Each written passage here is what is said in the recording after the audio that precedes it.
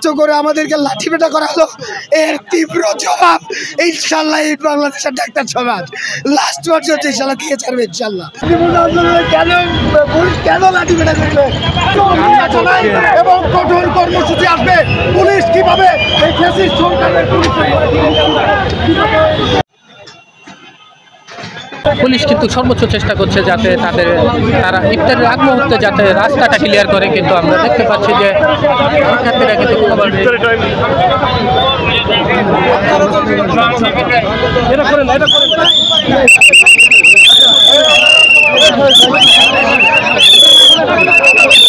আমরা দেখতে পাচ্ছি পুলিশ এবং শিক্ষার্থীরা কিন্তু মুখোমুখি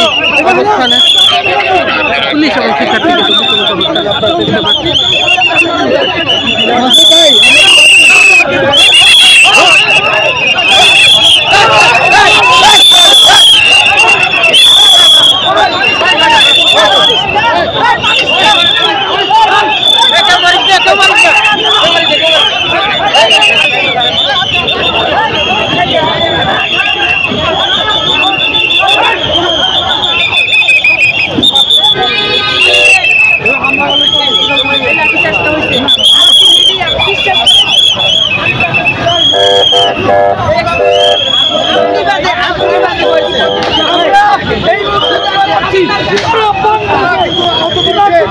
দর্শক আমরা দেখতে পাচ্ছি আসলে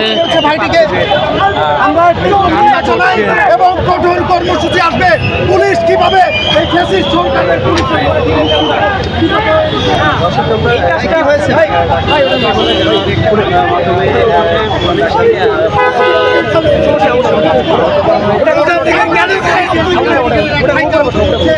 আমরা তীব্র নিন্দা জানাই এবং পরবর্তী কঠোর কর্মসূচি আমাদের কর্মসূচি এখান থেকে আমরা শান্তিপূর্ণ আন্দোলনে কেন লাঠিপেটা করবে রোজা থেকে। আমি স্পষ্ট বলি, আজকে পুলিশের ঊর্ধ্বতন কর্মকর্তার কথা সৈনিকরা মানে না, এবং দ্বিতীয় কথা হচ্ছে পুলিশ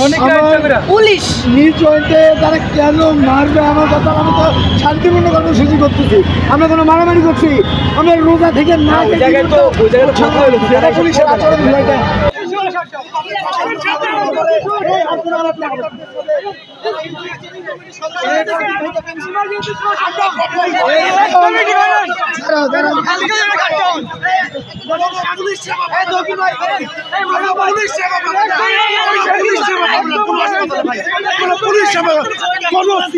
কোনো মেডিকেল অফিসার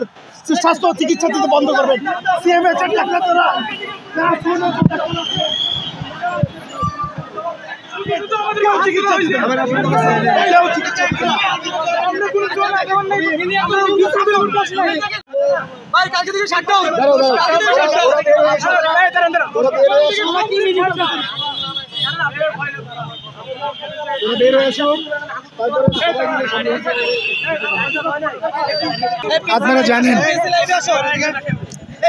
আপনারা জানেন আমরা নিউজটা থেকে সবাই ভাই প্লিজ মিডিয়ার ভাই বোনদের মাধ্যমে সারা দেশের জনগণ এবং ডাক্তার সমাজকে আমরা বলতে চাই,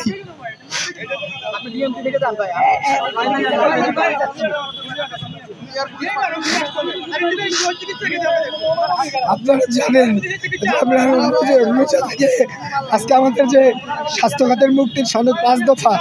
এটা বাস্তবায়নের উদ্দেশ্যে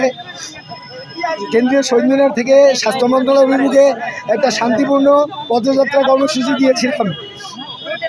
আপনারা জানেন মাঝখানে এই শিক্ষা ভবনের সামনে আসার পর পুলিশ আমাদেরকে বাধা দেওয়ার পর তাদের কথার প্রেক্ষিতে আমরা রাস্তা ছেড়ে দিয়ে এখানে দাঁড়িয়েছিলাম। কিন্তু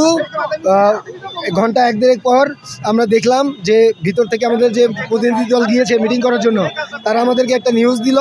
যে টিমটা গিয়েছে তাদের সাথে বাজে আচরণ করা হয়েছে এবং কোনোভাবেই তাদের 15 জন সদস্যকে ভিতরে ঢুকতে দেওয়া হচ্ছে না।